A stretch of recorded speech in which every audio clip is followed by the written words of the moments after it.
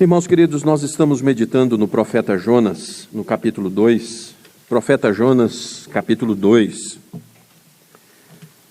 No domingo passado, de forma virtual, nós meditamos em Jonas 2:4. Senhor, por que te olvidaste de mim? Por acaso eu tornarei a voltar ao santo templo? E hoje, irmãos, nós estamos meditando no capítulo 2 de Jonas, para entendermos o que é o objetivo desse livro. Se nós perguntássemos à maioria das pessoas que conhece Bíblia, o que quer dizer o livro de Jonas? Que uma baleia engoliu um homem. Muito bem. Errou grandemente, porque o que fica é a dispersão. O fato de Jonas ter sido engolido não por uma baleia, mas por um grande peixe, significa uma punição, e não que o foco do livro é esse. Hoje nós estamos aqui então para responder sobre o livro de Jonas. O que Deus quer da minha vida? A primeira etapa de Jonas 1, Deus nos disse: eu quero a sua obediência. Deus disse para Jonas: você vai para o norte. Ele falou assim: vou para o sul. Então, primeira coisa que Deus quer da sua vida: obediência. A segunda coisa é o que nós vamos tratar aqui hoje: arrependimento. Nessa porção nós veremos que é o arrependimento, irmãos, no hebraico, a palavra noshan, que significa tristeza e desistência. Então, arrependimento é tristeza por ter feito errado e é desistir de fazer de novo. Eu vou repetir isso, irmãos, por favor. Arrependimento é tristeza por ter feito errado. E depois disso, é desistir de fazer de novo errado. O assunto do arrependimento é algo tão grave que na nossa confissão de fé, no capítulo 15, trata-se do arrependimento para a vida, um capítulo inteiro daquilo que nós cremos, como essencial à fé cristã. Diz assim, parágrafo 1º, o arrependimento para a vida é uma graça evangélica cuja doutrina deve ser tão pregada como a fé em Cristo. O arrependimento deve ser tão pregado quanto a fé em Cristo. Segundo, o pecador pelo arrependimento de tal maneira sente e aborrece os seus pecados que, deixando-os, se volta para Deus, tensionando e procurando andar com Ele em todos os caminhos dos seus mandamentos. 3. Ele é de tal modo necessário aos pecadores que sem ele, o arrependimento, ninguém poderá esperar o perdão. 4. Como não há pecado tão pequeno que não mereça a condenação, assim também não há pecado tão grande que possa trazer a condenação sobre os que se arrependem verdadeiramente. Esse aqui eu vou repetir, porque na nossa cabeça existe pecadinho e pecadão, né? Pecado venial e pecado mortal. Nas Escrituras não existe isso não, tá? Não existe pecadinho e pecadão. Então eu vou repetir isso aqui. Como não há pecado tão pequeno que não mereça a condenação, assim também não há pecado tão grande que possa trazer a condenação sobre os que se arrependem verdadeiramente. Os homens não devem se contentar com um arrependimento geral, mas é dever de todos procurar arrepender-se particularmente de cada um dos seus pecados. 6º e último, todo homem é obrigado a fazer a Deus confissão particular das suas faltas, pedindo-lhe o perdão delas, fazendo o que achará misericórdia se deixar os seus pecados. Irmãos diletos ouvintes, o perdão é imprescindível ao ser cristão como o ar é para um ser vivo. O perdão é tão imprescindível para um cristão como o ar o é para o ser vivo. Romanos 3, de 10 a 12, as Escrituras dizem assim: não há um justo sequer, não há quem faça o bem. Romanos 3, 23 diz assim: porque todos pecaram e carecem da glória de Deus. Todos. Os homens não devem se contentar com arrependimento geral, mas é dever de todos procurar arrepender-se particularmente de cada um dos seus pecados. Bom, irmãos, o presbítero Ricardo tangenciou sobre a questão de pandemia. Irmãos, eu não quero saber se a pandemia tem origem chinesa, se ela tem vacina russa. Eu quero saber o seguinte: existe um Deus que controla todas as coisas nesse mundo, por isso nós somos teístas e não deístas. Nós cremos que Deus controla a folha que cai, Deus sabe quantos fios de cabelo cada um de vocês tem, então nós cremos que a pandemia é um instrumento nas mãos de Deus. E quero lembrar que as Escrituras dizem, se condicional, se o povo que se chama pelo meu nome se humilhar e orar, e se converter dos seus maus caminhos e orar, então eu ouvirei dos céus, perdoarei os seus pecados e sararei a sua terra. Ou seja, sendo o perdão tão necessário, qual foi a última vez que você disse assim: eu quero parar um pouquinho para poder pedir perdão a Deus? Porque quando sai um equipamento novo, quando você quer trocar de carro, quando você quer fazer qualquer outra coisa, você dedica um dia, uma semana, meses. Mas, por favor, qual foi a última vez que você disse assim: eu vou parar tudo, porque eu preciso refletir sobre as coisas que eu tenho errado com Deus? Sabe, ouvinte, os puritanos diziam: verificai se realmente estáis na fé. E algumas pessoas acham isso ruim. Poxa, pastor, mas eu vou ficar vendo o quão pecador eu sou, isso vai me desestimular. Não. A ação do Santo Espírito é nos convencer do pecado, da justiça e do juízo de Deus. Quanto mais você medita em estar de acordo com as Escrituras, existe um gozo de alma, porque você vai deixando aquilo que para trás fica por amor do Senhor Jesus.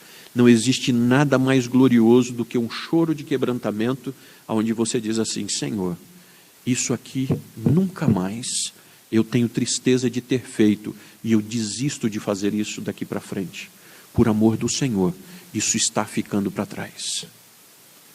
Bom, qual foi a última vez que você pensou assim? Às vezes nós vamos barrigando, né? Nós vamos, esse verbo barrigar é novo, é um neologismo, né? Você vai empurrando, deixando rolar, deixando para depois, e aí você vai vendo o pecado entrando, incrustando raízes, você vai querendo justificar. A sua mente totalmente depravada, né? Porque nós estamos lutando para ser cristãos.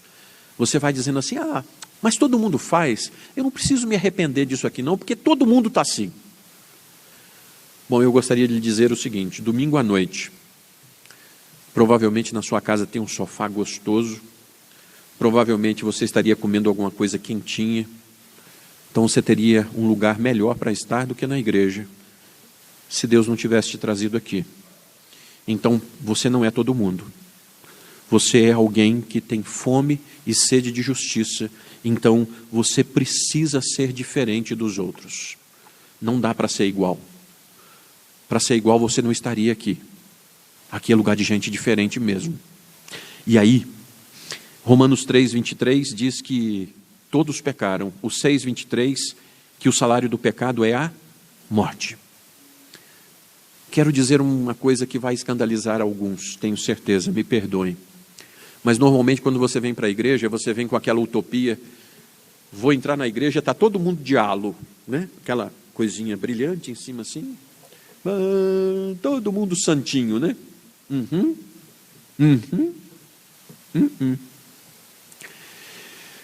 O Senhor Jesus não veio para justos, mas para pecadores. Esse lugar aqui é para tratar de gente pecadora. E você sabe qual é a diferença dos pecadores de lá para os pecadores daqui?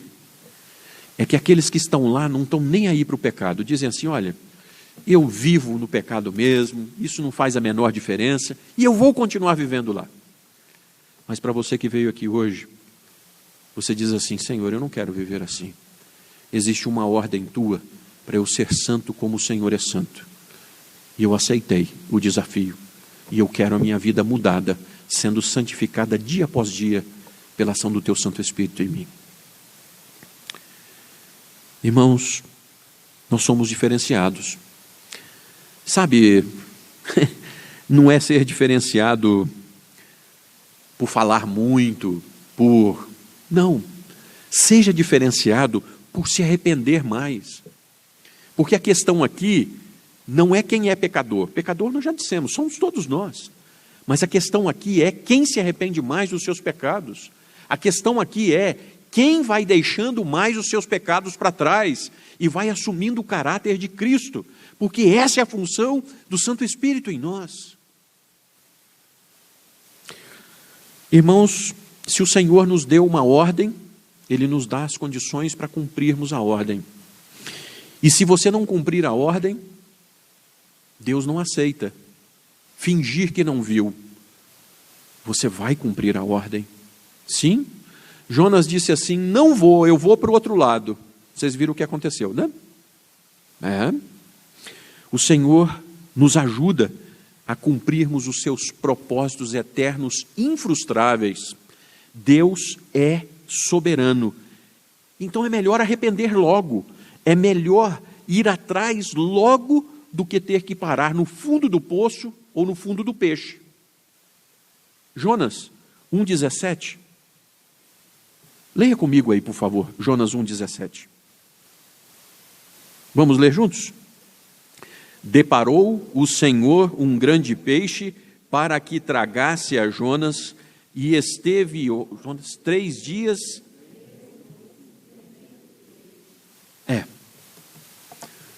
Você veio aqui essa noite para poder ouvir sobre arrependimento.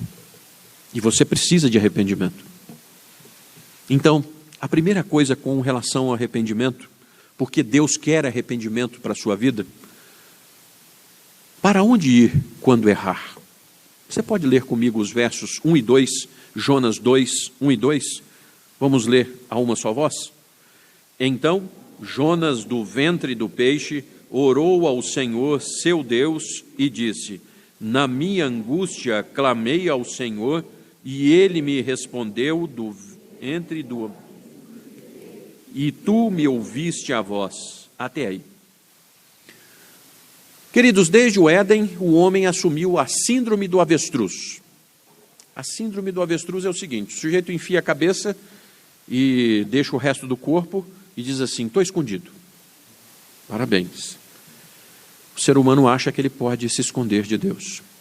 O ser humano acha que depois de ter feito errado, eu vou me esconder aqui no meio de umas folhagens e tal, né?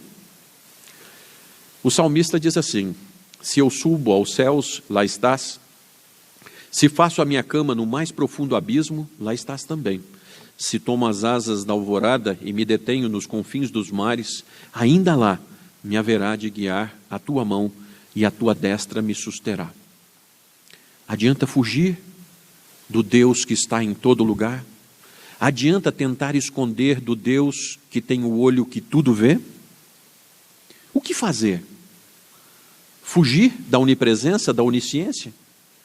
O que fazer? O que Jonas fez?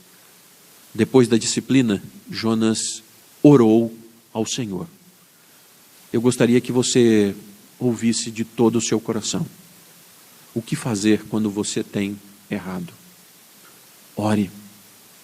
Ore. Ore com inteireza de coração.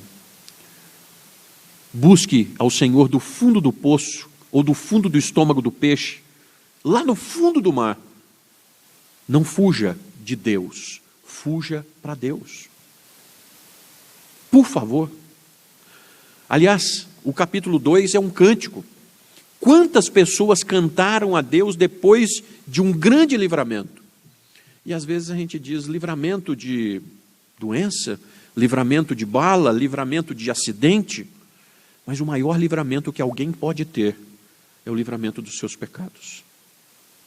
Não existe nada que pese tanto assim. Então há os que defendem salmodia exclusiva, sabe, irmãos? E eu lamento muito por essas pessoas, porque Jonas está cantando aqui no capítulo 2. Ana cantou, Maria cantou, e não era salmo, né? E Apocalipse também as pessoas cantam lá no final e não são salmos. Então, existem extremos danosos e nefastos no meio da igreja. É triste, mas é isso. E por favor, não se esqueça que os cânticos são orações cantadas. O Senhor Jesus, em Mateus 5,6, ele diz assim: olha, você quando orar, entra no teu quarto e em secreto o teu pai te ouvirá e te recompensará, mas não useis de vãs repetições. E às vezes nós estamos cantando aqui com um pensamento lá.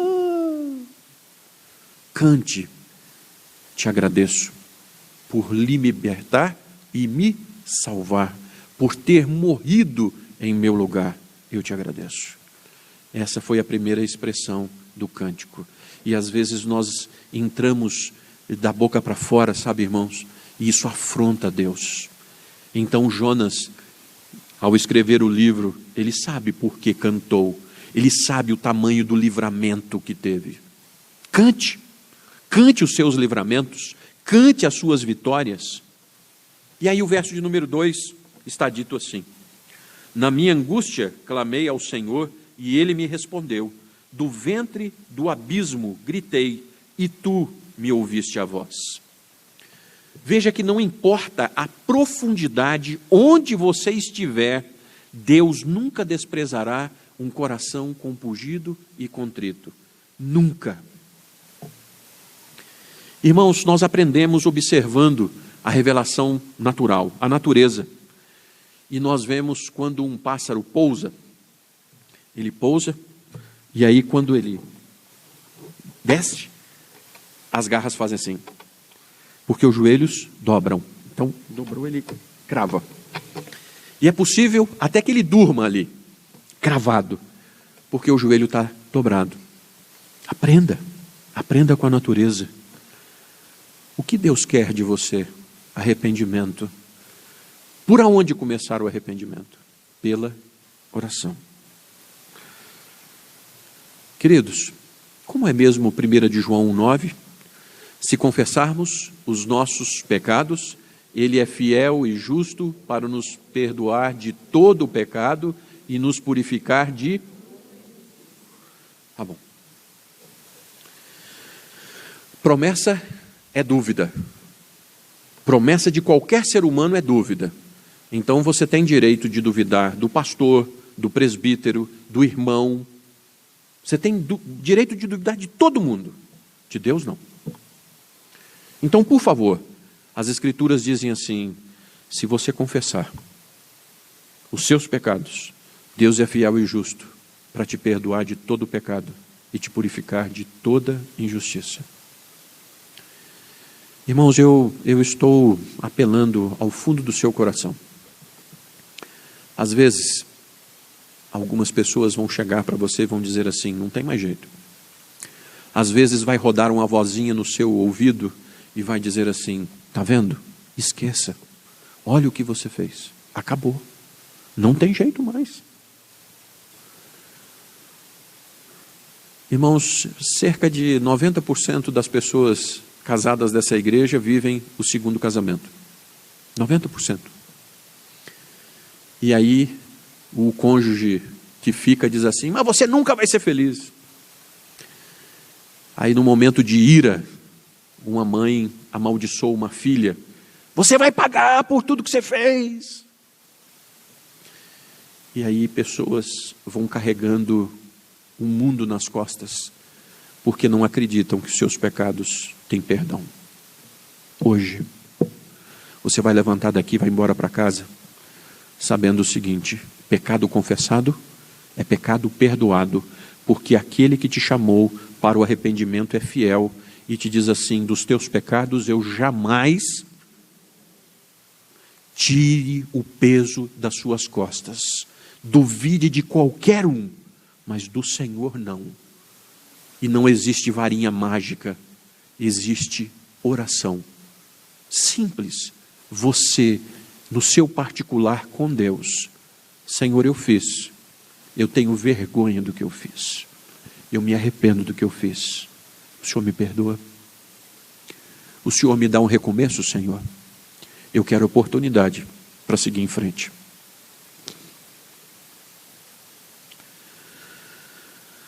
A oração é simples e a oração é poderosa. Ore confessando o seu pecado com toda a alma. Por favor. Mas, irmãos, atenção, o arrependimento não é eficaz enquanto se tiver saudade do pecado. Arrependimento não é eficaz enquanto você ainda tiver saudade do pecado. Sabe como é que é isso? Jovem, né, costuma contar das suas façanhas. Pior quando o sujeito velho, barbado, ainda conta lá das bobagens que fazia, das drogas lícitas e ilícitas que usava, dos namoros, e o sujeito conta aquilo. Se arrependeu de pecado? Se arrependeu mesmo de pecado? Então, enquanto o seu arrependimento não for genuíno, você sabe que tem alguma coisa dentro do seu coração que precisa ser acertada. Você e Deus. Veja no verso de número 2. Do ventre do abismo gritei e tu me ouviste. Não existe lugar onde Deus não possa te ouvir, se existir um quebrantamento verdadeiro no seu coração. E eu espero que seja hoje e aqui. Irmãos, Deus quer ouvir a voz rogando, me perdoa, Senhor. E eu não vou fazer apelo a ninguém, mas eu estou apelando ao seu coração. Faça isso. Então, o primeiro lugar, para onde ir quando o arrependimento chegar? Vá orar. Em segundo lugar, quais são as consequências desse arrependimento? Versos de 3 a 7. Vamos ler juntos, por favor? Leiamos. Pois me alcançaste, e a corrente das águas me cercou, todas as tuas ondas e as tuas vagas passaram por cima de mim. Então eu disse, lançado estou de diante dos teus olhos, tomarei porventura a ver o teu santo templo. As águas me cercaram até a alma, o abismo se apoderou.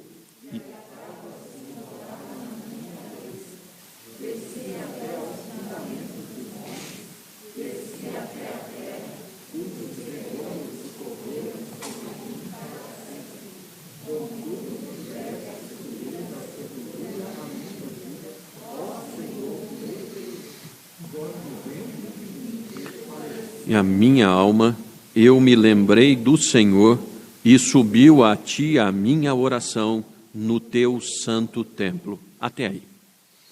Quais são as consequências desse arrependimento? Veja que Jonas entendeu o tamanho da sua perdição por causa da desobediência. E a quem Jonas atribuiu a sua situação? A culpa é dos marinheiros que estão aqui. A culpa foi da minha mãe que não me criou direito. A culpa é da conjuntura social, política e econômica do país. Então a culpa é de todo mundo, menos sua. Eu tenho um cunhado que diz assim, a culpa é minha, eu coloco em quem eu quiser. Mas não funciona, tá? A culpa é sua. E não adianta, não adianta. Então Jonas diz assim, pois me lançaste no profundo, no coração dos mares, e a corrente das águas me cercou, todas as tuas ondas e as tuas vagas passaram por cima de mim. Querido ouvinte, sem arrependimento, é Deus mesmo. É Ele que você vai encarar mais cedo ou mais tarde. E horrível coisa é cair nas mãos do Deus vivo. Vamos refletir o lugar onde Jonas estava? Eu creio que ninguém jantou ainda, então nós podemos refletir um pouquinho no lugar. Como é que seria o cheiro do estômago do peixe? Porque de vez em quando a gente passa numa peixaria, tem aquele cheirinho, né? Tá, como é que seria dentro do estômago do peixe, com outros pedacinhos de peixe? Como é que seria o negócio lá? Né? Muito bom. Como é que seria a escuridão? Tinha semigue dentro do peixe? Como é que seria a fome, sede, as necessidades fisiológicas de Jonas ali? Como é que seria isso tudo? Estava sequinho? Ele devia estar com água até o pescoço ou até a cabeça. Leia o verso de número 5, acompanhe aí. As águas me cercaram até a alma, o abismo me rodeou e as algas se enrolaram na minha cabeça. Jonas estava com algas, com água até a cabeça, e isso por desobediência. Mas Deus é maravilhoso, até mesmo que tenha ido até o fundo, lá na sarjeta, Deus pode te tirar de lá. Ah, não tem jeito, agora os problemas estão aqui, né? Que você costuma dizer o seguinte: nossa, ó, chegou aqui no nariz, né? De Jonas, até onde os problemas foram? Aonde é que Deus não pode alcançar? Os versos 6 e 7, então: desci até os fundamentos dos montes, desci até a terra, cujos ferrolhos se correram sobre mim para sempre. Contudo, fizeste subir da sepultura a minha vida, ó Senhor, meu Deus. Irmãos, no verso de número 7, o que parece que estava prestes a acontecer quando Jonas encontrou forças para orar, Jonas está dizendo assim: eu estou desfalecendo, eu estou morrendo, ou na melhor das hipóteses, eu estou desmaiando. Quando eu estou fraco, aí é que eu estou. Isso é um espetáculo, irmãos. Isso é um espetáculo. Gente orgulhosa, gente que se acha, encara Deus. E aí Deus vai minando, até o sujeito ter forças para fazer uma coisa: clamar: tem misericórdia de mim. Forte, então, não é para soltar raios. Ah, eu sou espiritual, eu solto raios, né? Eu faço coisas tremendas. A nossa inódia é um negócio fabuloso. E o hino diz assim, né? Faze-me forte ao confessar Jesus, meu Salvador. Para que você tem que ser forte? Para confessar o seu pecado. Porque tem que ter força para poder dizer assim: Senhor, eu errei. Tem que ser muito macho, muito mulher, para poder dizer assim: me perdoa, eu errei. No verso 7, me lembrei do Senhor e subiu a minha oração. É extremamente bom estar fraco para depender com todas as forças do Senhor, que é forte. Castelo forte é o nosso Deus. A oração é um ato de obediência, é uma declaração de dependência a Deus, bem como a certeza de que Deus pode te ouvir e Ele vai ouvir. Se eu não cresce que Deus vai me ouvir, por que eu vou orar? Queridos, as Escrituras declaram o poder de Deus para que Ele faça, inclusive, todas as coisas do universo em 6 dias. Eu creio nesse Deus.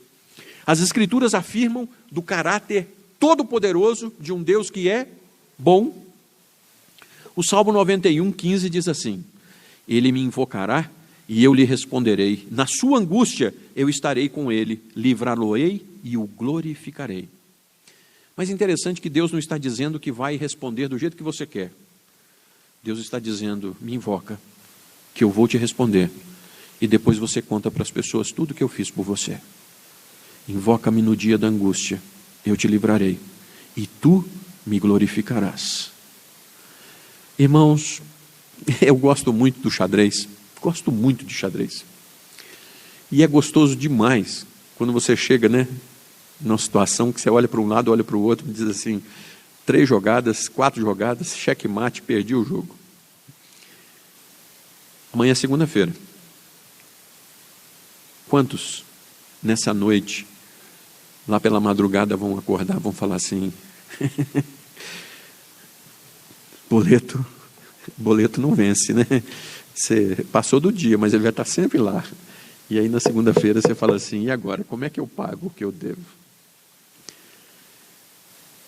Às vezes alguns relacionamentos estão tão desgastados que você diz assim: e agora? Como é que resolve? Às vezes você tem um problema de saúde em casa que você diz assim: e agora? Muito bom. E agora o seguinte: quais são as consequências de alguém que ora? obtém respostas, irmãos. Obtém respostas. Mas quando as respostas vêm, nós vamos agradecer pelas respostas, porque Deus é bom. Então eu gostaria de perguntar, ultimamente você tem ouvido assim, não tem mais jeito? Para que você tem ouvido que não tem mais jeito? Para várias coisas na sua vida?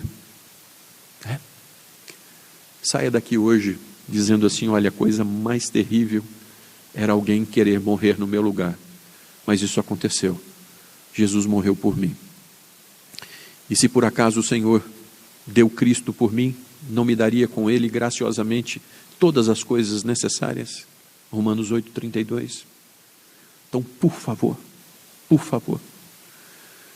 sabe, na hora que você não encontra saída mais, aí o Salmo vem assim, o Espírito traz o Salmo, ele diz assim, eleva os meus olhos para, de onde me virá o socorro? Meu socorro vem do Senhor que fez os céus, oh glória. Então, é isso, olhe para cima, o que Deus quer da sua vida? Deus está dizendo que quando você errar, não fuja, não finja que não fez, olhe para cima e diga assim, Senhor, eu fiz, eu nem acredito no que eu fiz, mas eu fiz, mas eu quero uma oportunidade para recomeçar, Senhor, e eu quero uma oportunidade para recomeçar hoje, eu quero voltar para casa com uma alegria diferente no meu coração. Não meça Deus por você, porque às vezes a gente diz, puxa vida, mas se fosse eu não queria nem me ouvir, né? É verdade. Mas o Senhor, por um amor que nós não temos como calcular, Ele diz assim, vem cá, fala comigo. Ele quer ouvir. Ele quer ouvir das nossas mazelas. É tão bom contar vantagem para os outros, né? Eu fiz isso, fiz aquilo outro, mas Deus está te chamando justamente para o contrário. Para você dizer das coisas que você não fez, das coisas que você fez de errado. Deus está te chamando para colocar todas as coisas diante dEle. Livre-se disso. O que Deus quer da sua vida? Em último lugar, arrependimento, para que você saiba que Ele é o socorro bem presente na tribulação. Por favor, os versos 8, 9 e 10. Vamos ler juntos? Os que se entregam à idolatria vã, abandonam aquele que lhes é misericordioso. Aliás, com a voz do agradecimento, eu te oferecerei sacrifícios, o que votei, pagarei. Ao Senhor pertence a salvação. Falou, pois, o Senhor ao peixe. Irmãos, o verso de número 8 desvenda um segredo quanto à idolatria. O verso 8 diz assim, os que se entregam à idolatria vã, abandonam aquele que lhes é misericordioso. Não tem jeito de você servir a dois senhores. Ou você vai servir a um e aborrecer ao outro. Não tem jeito. Irmãos, o Salmo 115, ele é o mesmo salmo em todas as Bíblias. E o Salmo 115, ele diz assim, prata e ouro são os ídolos deles, obras das mãos de homens, têm boca e não falam, têm olhos e não veem, têm ouvidos e não ouvem, têm nariz e não cheiram, suas mãos não apalpam, seus pés não andam, som nenhum lhe sai da garganta. Tornam-se semelhante a eles, os que os fazem e quantos neles confiam. A idolatria a um pedaço de pau, de pedra, de gesso, uma imagem. Ouça, fale. E aí alguém está dizendo assim, ouça, fale. Em sã consciência, você faria isso para um pedaço de pau? Um pedaço de uma coisa inanimada? E pior, é que o salmista diz que quem é idólatra se torna como ídolo. Quem é idólatra se torna como ídolo. Como é que é isso? Ouça. Tornem-se semelhantes a eles os que os fazem e quantos neles confiam. Ou seja, é um morto. Só existe um que é a verdade e a vida, que é Cristo Jesus. O Senhor Jesus disse, eu sou o caminho, a verdade e a vida. Ninguém vem ao Pai se não for por mim. Então, irmãos e amigos queridos, Nós respeitamos pessoas santas por toda essa longa história da humanidade, mas são pessoas santas que careceram do mesmo Salvador, o Senhor Jesus. Então, em lugar nenhum da Escritura, se vê alguém dizendo, preste culto a mim. Pelo contrário, quando João se ajoelha diante do anjo, o anjo diz assim, não faça isso, porque eu sou conservo teu. Maria, quando compôs o Magnificat, um dos mais belos hinos da Escritura, ela diz assim, a minha alma se alegra em Deus, o meu Salvador. Maria diz assim, eu estou dando à luz àquele que vai me salvar. Então, pare de colocar a sua confiança num que não tem nada a ver para fazer nada por você. Pare de confiar em amigos, em prazer, em adrenalina. Só existe uma saída, é Deus. Quando chegarem os dias maus, busque refúgio e fortaleza no único e verdadeiro Deus. Esse sim, tem olhos e vê, tem ouvidos para ouvir. Aliás, ele diz assim, eu quero te ouvir. E eu estou vendo o que você está passando. Eu estou sabendo. Algo imensurável no verso de número 8. Aquele que lhes é misericordioso. Quantas vezes você, com as suas mãos, palavras e ações, abandonou o Deus que não dá o que você merece? Pastor, mas como é que é isso? A maravilha é Deus não nos dar o que nós merecemos, viu, irmãos?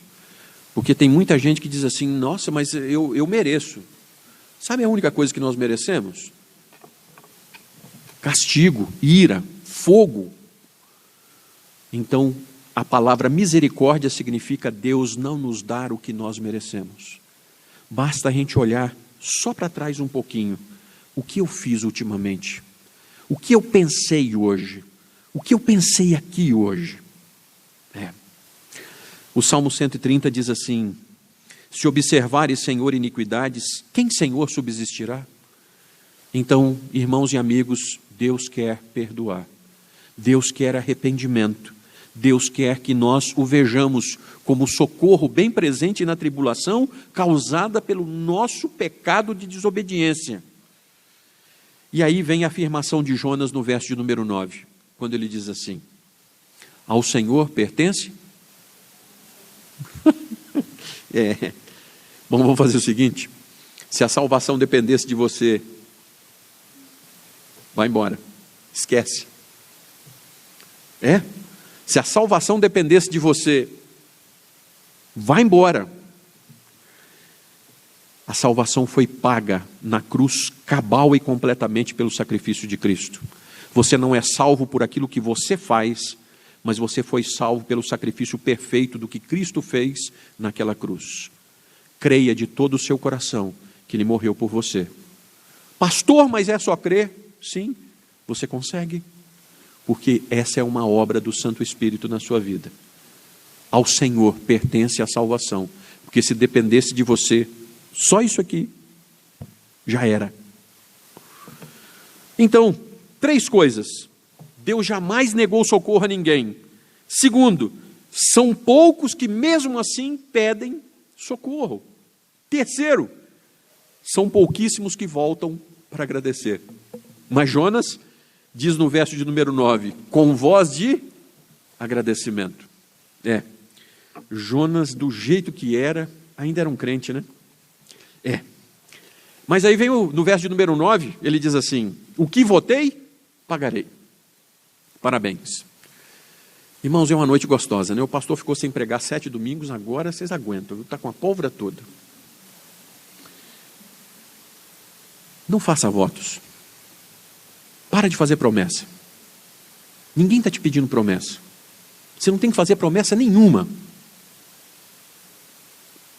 Eclesiastes diz assim, quando a Deus fizeres um voto, não tardes em cumpri-lo, porque não se agrada de tolos. Cumpre o voto que fazes. Melhor é que não votes do que votes e não cumpras. E aí o Senhor Jesus disse assim, da sua boca saiam só sim, sim e não, não. Não prolonga não, porque vai ficar ruim. Pare de querer fazer voto, como se fosse troca. Senhor, se o Senhor me perdoar disso, se o Senhor fizer isso assim, eu vou fazer aquilo outro. Deus não precisa disso. Deus só faz por graça. Então, não fique arranjando situação ruim para você, hein? Por favor, hein? E aí, voltando ao nosso livro, Jonas, lá no ventre do grande peixe, votou a Deus que jamais desobedeceria. Se tivesse oportunidade, Senhor, se o Senhor me deixar voltar a ver o santo templo, eu vou correndo para Nínive. Ninguém me pega, eu vou ser o primeiro a chegar lá. Ah, irmãos, depois de passar 3 dias lá naquele lugar que ele passou, né? Mas por que Jonas se arrependeu tanto assim? Correção paterna, né, irmãos? Correção de pai. O texto de Hebreus 12:8 diz que Deus é o pai que corrige a todo filho que ama. Irmãos, por favor, tem alguns jovens, alguns adolescentes, e eu lembro sempre de uma declaração de mães más em Fortaleza. 2 mães deixaram as filhas passarem o final de semana, não sabem com quem, e as meninas nunca mais foram achadas. E as meninas tinham o costume de passar final de semana fora, né? E as mães eram tão boazinhas que não sabiam com quem as meninas andavam. E as mães eram tão boazinhas que as filhas foram assassinadas e sumiram com elas e ninguém nunca mais achou. Então eu gostaria que as mães e os pais voltassem para casa hoje com o objetivo de serem muito maus. Por favor, sejam muito maus. Saibam com quem os seus filhos andam. Na hora de chegar e de sair, esteja a postos para ver como chega e como sai. Eu não estou criando morcego, nem coruja. Filho não tem que viver de noite na rua. Lugar de filho é dentro de casa, com horário para chegar e para sair. Então, sejam maus do ponto de vista do mundo, porque tem gente que detesta o caráter de Deus. Ah, mas Deus não deixa a gente fazer nenhuma coisinha errada. Deus está te livrando do inferno. Deus está te livrando de coisas horríveis, quando você gostaria de fazer. Então, sejam maus, viu, pais? Se ser mau é livrar o seu filho, a sua filha, de parar na delegacia por causa de consumo de droga, de ter uma overdose, de ser preso por má companhia, então, seja mesmo. Seja muito mau, viu, pai? E meus parabéns. Seja mesmo. Irmãos, eu tenho que concluir. Se der corda, eu estou animado. Irmãos, diletos ouvintes, há coisas que nós alcançamos e coisas que nós não conseguimos compreender. E essas que nós não conseguimos compreender, nós nos submetemos e nos recolhemos então às nossas limitações inerentes ao ser humano. Eu digo isso, irmãos, porque esse capítulo é a mostra como um servo de Deus pode ser impertinente. Ô Jonas, viu? Às vezes a gente lê o livro de Jonas e fala assim, mas ô sujeitinho, né? Mas leia o livro de Jonas dizendo assim, ô sujeitinho. Leia assim, porque, irmãos, nós estamos sendo chamados a orar por arrependimento, e com toda a sinceridade no peito, você age igual quantas vezes a Jonas? Quantas vezes? Então se arrependa, e lá no fundo diga assim, Senhor, tem passado na minha cabeça, pessoas têm dito, olha, não tem jeito, mas nessa noite eu fui à tua casa para ouvir que arrependimento tem jeito, e eu quero recomeçar, meu Deus. Jonas era um obstinado. No capítulo 1, ele é um obstinado. No capítulo 2, é um penitente. É alguém que aprendeu que Deus quer salvar. O Deus que faz tudo sozinho, soberanamente, é o Deus que chama o homem a se arrepender. Me explique. Eis que estou à porta e bato. Se alguém ouvir a minha voz e abrir a porta, eu entrarei, cearei com ele e farei nele morada. Antes de querer explicar, arrependa-se. Ouça o que o Espírito de Deus está te chamando. Por favor, querido jovem, que Deus lhe dê arrependimento E não insista em seguir por caminhos que você já viu que não dá certo. Isso é estupidez. Você vai tentar fazer um negócio, as pessoas que amam dizem assim, não faça. E aí você tenta, quebrou a cabeça uma vez. Aí você vai a segunda, de novo, aí você vai insistir nisso. Ou você vai dizer, Senhor, agora eu aprendi, agora eu quero mudança na minha vida. Quero encerrar com uma ilustração que certamente você já ouviu. Algumas coisas a gente não consegue explicar. Se você fosse Deus, você ficaria insistindo com uma pessoa teimosa igual a você?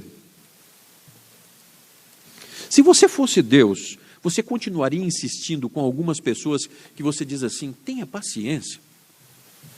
Eu não sei explicar o tamanho de um amor infrustrável que continua vindo no nosso coração e dizendo assim, volta, filho, você está indo para o lugar errado. Eu te amo, não vai por ali. Eu quero te livrar das dores, das coisas difíceis, filho. Vocês já ouviram aquela história da menina, né? A galera buzina o carro lá e ela sai terminando de calçar o tênis e a mãe corre atrás e ela entra no carro e a mãe diz assim, ô filha, vai com Deus. E ela dá aquela gargalhada e diz assim, ah mãe, não tem lugar para Deus aqui dentro não, está lotado, se ele quiser ele vai no porta-mala. E dizem que aquele carro bateu, todos morreram. E misteriosamente o corpo de bombeiros abriu o porta-mala do carro e o lugar intacto, com coisas que quebrariam lá com uma facilidade tremenda. Eu não sei explicar como é que Deus faz algumas coisas. Eu não sei explicar. Mas eu só sei dizer que Deus faz algumas coisas que eu não sei explicar. Ele está insistindo ao seu coração, mais uma vez hoje. Arrependa-se, recomece. O que quer que seja, não aceite que não tem jeito. Enquanto houver vida, Deus pode. E é isso que Ele está apelando ao seu coração para você voltar para casa agora. Vamos ficar de pé, queridos, e vamos orar.